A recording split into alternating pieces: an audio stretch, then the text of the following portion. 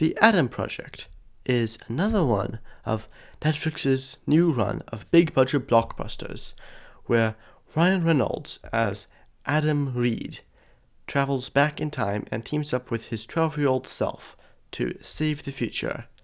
An interesting premise, maybe. But is it any good? And the answer is... Well, the effects are pretty great. Especially considering the budget is about half the size of the typical Marvel and Netflix blockbuster fare. The designs for the time ships are also fairly original, so there's that. Oh, and the fight scenes are actually very entertaining.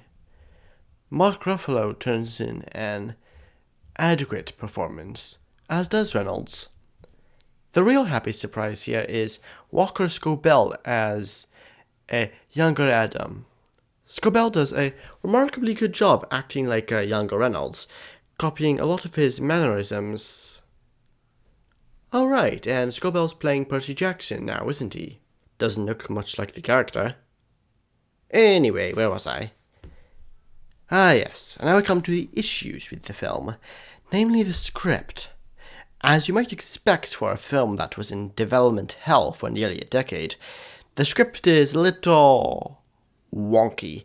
The idea of the protagonist traveling back in time and specifically having to work together with his younger self is fairly interesting and, dare I say it, original. At the very least, it's a notion that hasn't been done to death yet.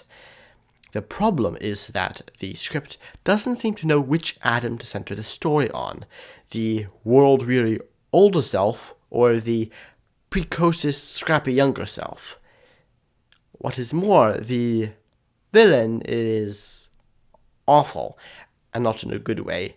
Exactly 0 time is spent developing the character of the forgettable antagonistic forces, which is kind of an issue considering the whole stakes of the film revolve around saving the world from a villain we know nothing about and don't fear.